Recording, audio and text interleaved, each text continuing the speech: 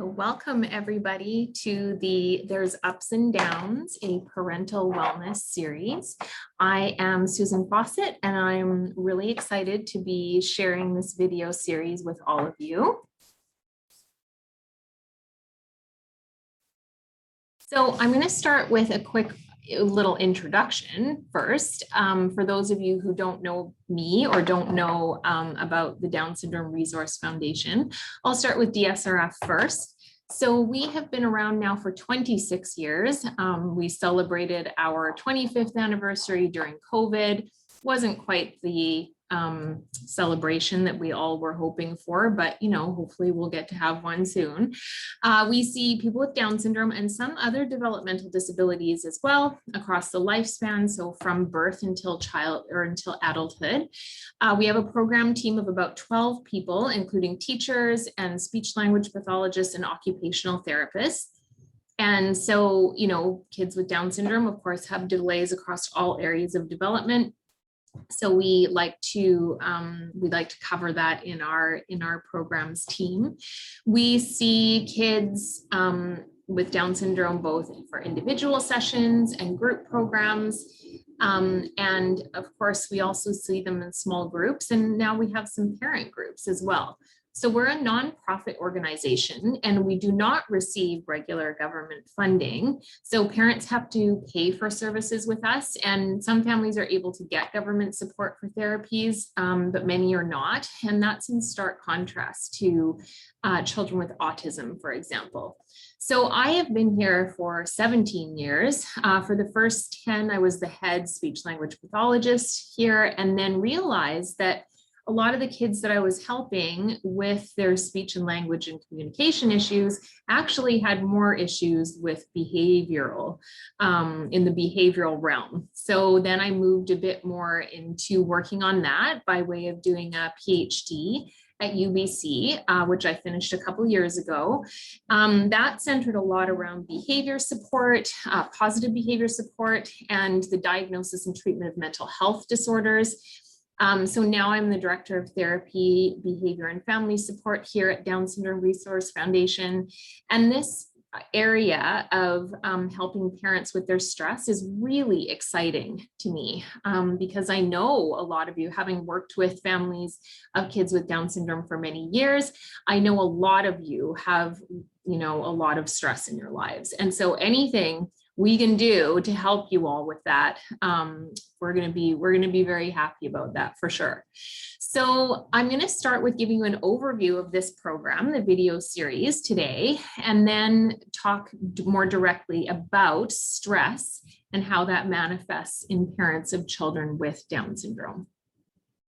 So here's what the sessions will look like.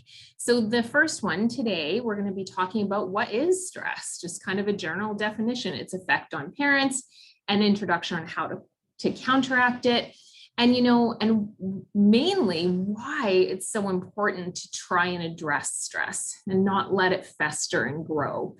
Then next week, we're going to get right into, or next session, I'm going to suggest that you view these videos about a week apart, so you have some time to sit with them and maybe practice a few things that we've worked on. But we're going to get right into some strategies to help you lessen stress, starting with mindfulness. So the development of a regular mindfulness practice is really key to helping your stress levels. Some of you may already do this, but you're going to be learning 4 or 5 different practices over the course of this video series. So maybe you'll learn one that's new to you. So then we're going to get into self-care in session 3. That's a huge topic. Of course, we need to consider a few different areas of self-care, and we'll talk about how to fit that into your day, because I know that can be really, really hard to do for a lot of parents. Then we're going to get into understanding problem behavior. and my top tips for problem behavior, because, you know, we know that problem behavior in kids with Down syndrome is a major cause of parent stress for sure. And so, you know, definitely talking about this and addressing this area of things will hopefully also help lessen your overall stress levels. I'm going to give you as much information as I can in those 2 sessions. So but they're not going to be long enough to really provide, you know, a ton of support on that, just because it's just a really giant topic. But hopefully maybe that'll be a later video series. We can go into more detail on that. Most of these sessions, I should say, will be quite short, so 20 to 30 minutes. Those 2 will likely be a little bit longer because they're just bigger topics. And then the last thing we're going to do is a topic that's quite near and dear to me at this point, and that's about helpful and unhelpful thought patterns you might have about parenting, and also, you know, what to do about them, how to have more helpful thought patterns rather than the unhelpful ones. So this is an area known as cognitive behavior change methods. And these are not just for people who attend therapy sessions with a psychologist. These are strategies that can really benefit us all, and definitely parents in particular. So let's start talking about stress. I'll give you a minute to get acquainted with Jessica. Poor lady, she either needs less stress or, you know, a better skincare regime. Not so good. So let's talk about first, what is stress? It is very hard to define, and it's definitely a complicated thing. And, you know, we could probably spend more than just this session just on the definition of stress, honestly. So the reasons why there's a bunch of them. So one is in our sort of everyday language, our use of the word stress, we kind of refer to it as both a cause and an effect. So, you know, XYZ really caused me a lot of stress. Or we say things like, man, I'm feeling really stressed out today. So it's kind of both this cause and an effect. So the other complicating factor, or another complicating factor, is that actually stress can be a really good thing if it's at the right level, and if you interpret it in the right light.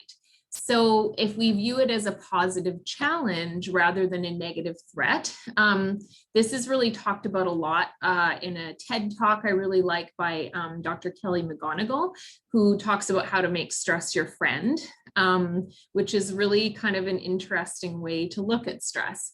So this idea of kind of our interpretation of stress kind of comes out in that you can't always change the stressful environment, right? Or the things that are happening around you, but you can definitely change how you respond to that stress.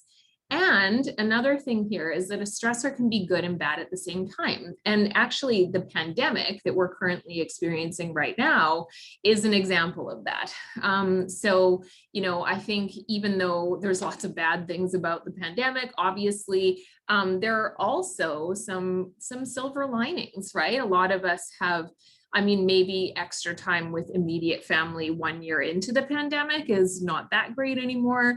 But I think for a lot of us, certainly, I've really appreciated the fact that it's slowed everything down a little bit, right? So that's been kind of a silver lining of this for sure. One other complicating factor is that any kind of environmental event may be a stressor to one person, but not to another. So here's an example of that. All of you who are watching this video, you may be very excited by this picture, right? Of this is our PNE roller coaster in Vancouver. To me, it looks old and rickety and like it might fall apart at any moment. And so for me, even looking at this picture is a stressor, but for a lot of you, this would be really exciting, right? Or it's just kind of a fun activity. So the way we view this particular event is very different, right? And that, you know, it works the other way too. There's might be some things that I don't find stressful or that I find really fun that some of you don't. So for example, I really like cooking, you know, a complicated, lengthy Thanksgiving dinner, right? Or for a bunch of friends and family, obviously not now during a pandemic, I'm not doing that, but normally I really love doing that. But if a lot of you might be like, no, thank you. That does not sound good at all. That sounds extremely stressful. So the point here is just that our perceptions of whether an event is stressful are highly individual and also changeable. So just keep that in mind. So let's talk more specifically now about stress in parents with Down syndrome. Okay, so we know, and just, to be clear here, I have to tell you, this picture is not meant to cause you stress. I would think that this would probably make you a lot less stressed. That's kind of my goal here with this picture. I really like this one. I really want to meet this kid. So parenting is stressful, but parenting a child with a developmental disability such as Down syndrome is more stressful. So, and then you, in addition, have an extra bump up in stress if your child also exhibits a lot of problem behavior. Okay, so we know that, that parents of kids with developmental disabilities are experiencing more stress on a daily basis. We also know that you, as parents of kids with Down syndrome, are also more prone to developing clinical levels of anxiety or depression.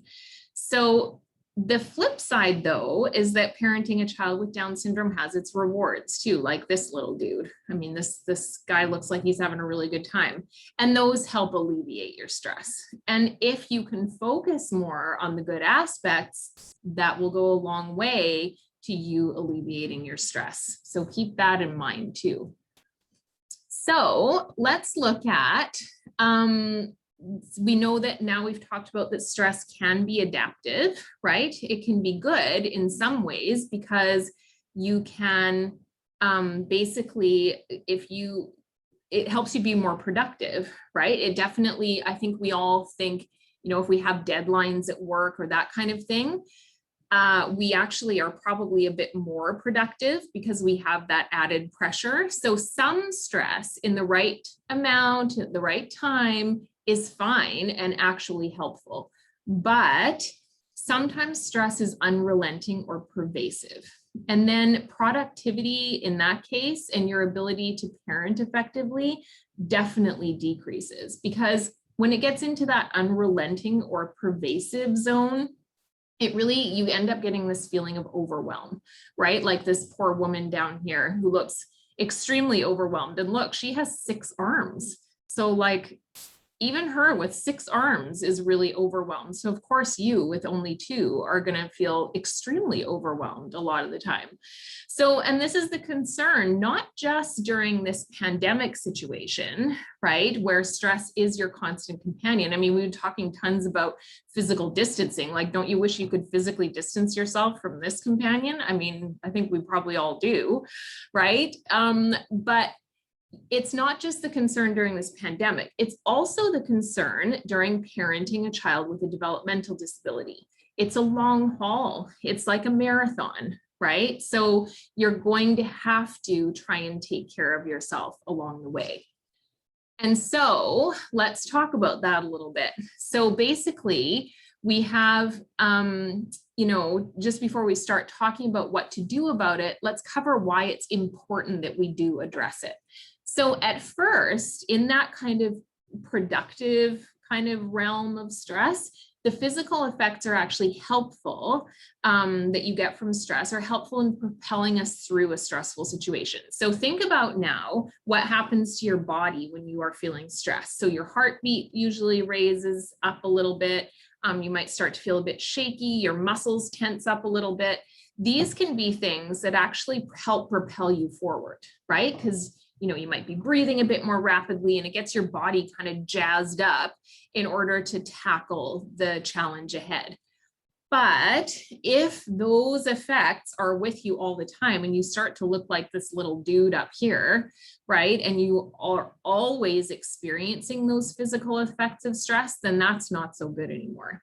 So what happens then is that you end up getting physically ill, right? So we know that prolonged effects of stress tend to be things like developing cardiovascular disease, or there's, chronic fatigue can happen. Migraine headaches are definitely a symptom of too much stress, which are all going to keep you from doing your job as a parent effectively, right? And then the one that's really important right now, especially during a pandemic, is, if you are experiencing prolonged periods of stress, then your immune system response actually diminishes. So we definitely don't want that to happen, right? We need to have a good, strong immune system all the time, but particularly during a pandemic.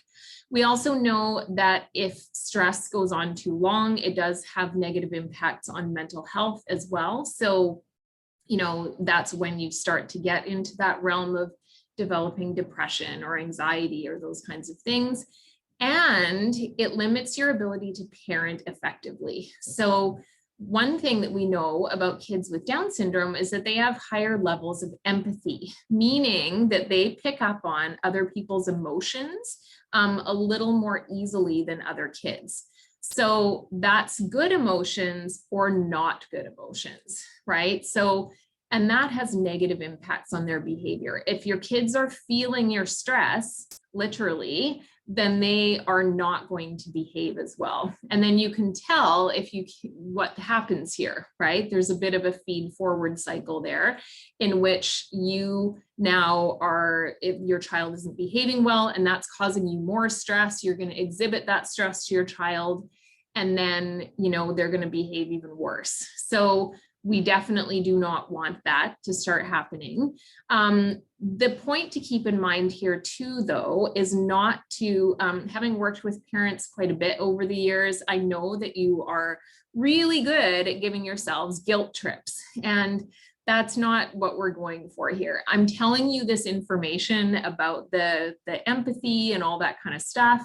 Not so that you beat yourself up about it, right? Like, oh man, I shouldn't have been so stressed out around my kid and that's why they're behaving so badly. That's not the point of me telling you this. It's really just about increasing your awareness and your knowledge around the fact that your emotional state and your behavior really does impact the behavior of your kids. That's all. And now we're going to talk about what to do about it. So you're good. No guilt trips. So let's start talking about this, and then we'll do more in the next session as well. So it isn't reasonable to expect all stress to disappear for anyone during a pandemic, or maybe ever. And even as a parent of a child with a developmental disability, it's not likely that you're ever going to experience periods of no stress at all, right? It's just not kind of the way life works, especially for parents. So, but we can definitely address a lot of areas to help you lessen the intensity of your stress. And those are a really good idea, because then it will help you be a better parent and help you feel a little bit more calm as you approach parenting tasks. So the first one, which we're going to talk about a little bit today, and then in subsequent sessions, videos, we're going to talk about the rest of these. So the first one is social support. Okay. The second one is development of a regular mindfulness practice, regular and preventative self-care, improving your relationship with your children. And that means, by addressing problem behavior and by also increasing your child's view of you, as improving their view of you as being a warm, loving, fun person, okay, which maybe they view you as right now, and maybe they don't, and it's okay, because you're gonna learn more about that. And then the last little bit will be that last session, which is changing problematic patterns of thinking about your parenting or your child into more helpful ones. So it's not that productive to think about, oh man, I'm just the worst parent ever. That doesn't help you be a better parent. Are there things that you can remind yourself of, that you specific parenting tasks that you actually are really good at, right? And that will be more beneficial to you moving forward. So let's just talk a little bit about social support, and then we will end off for today's video. So Social support, you know, obviously, let me just go back to this one for 1 minute. Social support during a pandemic looks kind of different, right? It looks like this here, where we're doing webinars and Zoom and that kind of thing. But you can still do it. So it's really important to have social support within each of 3 different categories. So the first one is people with whom to discuss problems and find solutions. So these are typically, for parents of kids with Down syndrome, these are typically things like, or people, not things, people like therapists and teachers and educational assistants and doctors and people like that. So in my experience, it's actually pretty common for parents to be able to list a lot of people in this category of social support, which is great, except that the next 2 areas, they tend not to be able to list nearly so many people.